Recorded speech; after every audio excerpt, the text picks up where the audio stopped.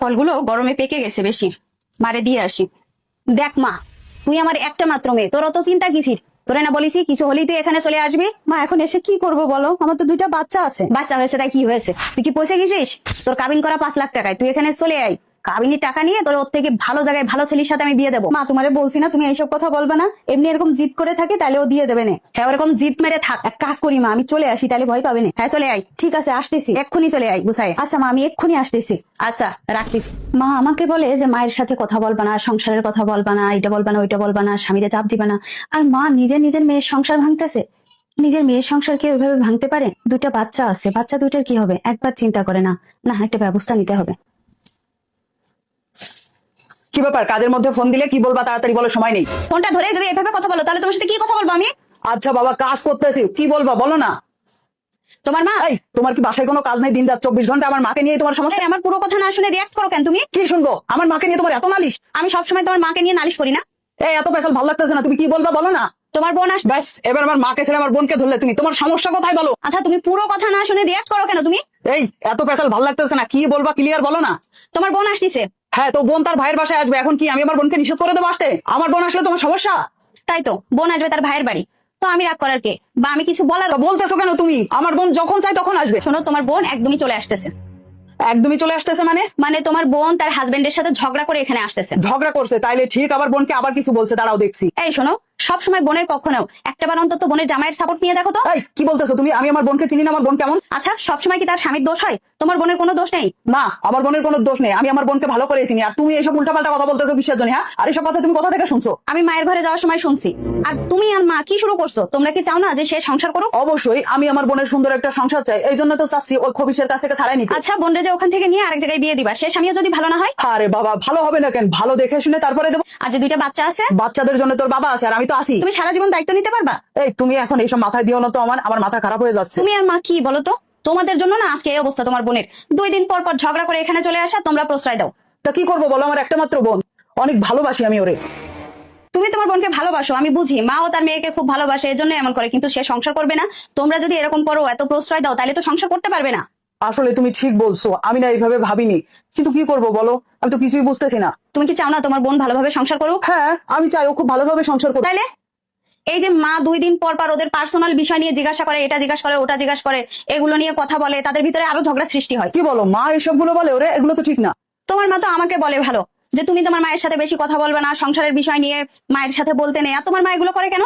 না, আসলেই তো, মা এগুলো বলবে কেন? মেয়ের সংসারে এসব গুলো বলা ঠিক নাকি? দেখো, আমি তোমার বোনের ভালো চাই বলেই বলছি। সেইটা বুঝলাম, কিন্তু এখন কি করতে হবে তাইলে? তাহলে আমি যেটা বলি সেটা শোনো। আচ্ছা ঠিক আছে, বলো কি করতে হবে। আমি যা করি না কেন, বাসায় ঝগড়া গ্যাঞ্জাম যাই হোক না কেন, তুমি কিন্তু আমার পক্ষ নেবে। আচ্ছা ঠিক আছে, তোমার উপরে বিশ্বাস রেখে তুমি যেটা করবে সেটাতে আমি তোমাকে সাপোর্ট করব। ঠিক আছে, বাসায় যা হয় হোক, মা যদি তোমার কাছে নালিশ করে, তুমি আমার সাপোর্ট নিবা। আচ্ছা ঠিক আছে, এখন ফোন রাখি, আমার কাজ আছে। আচ্ছা ঠিক আছে, রাখছি। কিছু একটা তো করতেই হবে, তাছাড়া আপার সংসার নষ্ট হলে সেই তো আমাদের উপরে এসে পড়বে। আর তার 2টা বাচ্চা আছে, দেখি কি করা যায়। না, মাজা ব্যথা, এবার মনে হয় ডাক্তারের কাছে যাওয়াই লাগবে। ছেলেরাও কয়দিন ধরে বলতেছে মা নিয়ে যাই চলো। দেখি আজকে আসুক, বলবা নিজে বাবা নিয়ে চল। আমা কি করতে চাও? আরে মা চলে আইছিস? আমি আরো সেই ধরে বসে রয়েছি, পথের দিক দেখতেছি কখন আসবি তুই। ছেলে মেয়ে কই? বড়জন স্কুল থেকে এখানে চলে আসবে না, আর ছোটটা এসেই ভাই ছেলের সাথে খেলা করতেছে। ও আয় বয়। মা বোঝোই তো, অশান্তি হচ্ছে, একটু তো দেরি হবেই। আজ যাবি না তুই? তোরে তো আমি সবসময় বলিছি, তোর মা রয়েছে, তোর ভাই রয়েছে, তোর ভাইও কইছে যে দেবো না, দরকার হয় বোনার। তাইলে তোর নেকলেস বানাই দিলে না? আরে না মা, নেকলেস দেইনি। ওর ভাবির নেকলেস দেখে চাও? ওর ভাবি দিন গেলে এটা বানাচ্ছে ওটা বানাচ্ছে, আর আমি বললি ওর কাছে নাই টাকা থাকে না। দরকার নেই, যার কাছে আমার মেয়ের সকাল্লাদের কোনো দাম নেই তার কাছে আমার মেয়ে দেবও না। তুমি এক কাজ করো, তুমি ভাইরে হাসে ফোন করে বলো উকিলের সাথে কথা বলতে, আমি ডিভোর্স দেবো, আমি আর থাকবো না। আম্মা আমি চলে যাচ্ছি। ভাবি তুমি কখন আসছো? এই তো কিছুক্ষণ হলো আইছি। তুমি কোথায় যাচ্ছ? আরে বৌমা, কোন জায়গায় যাচ্ছ তুমি? আমি এই বাড়ি ছেড়ে চলে যাচ্ছি। কি বলতে চাও বৌমা? তুমি কি পাগল হয়ে গেছাও? জি মা, ঠিকই শুনছেন, আমি আমার ছেলেকে নিয়ে চলে যাচ্ছি।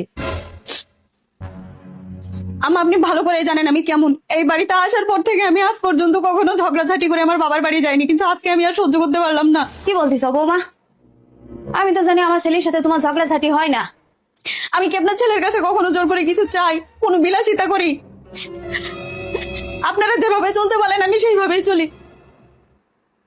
তারপরেও আপনার ছেলে দিন রাত 24 ঘন্টা আমার বাপ মারে যাচ্ছে তাই বলতে থাকে, সেগুলো আমি সহ্য করি। না ভাবি, এটা মানতে পারলাম না।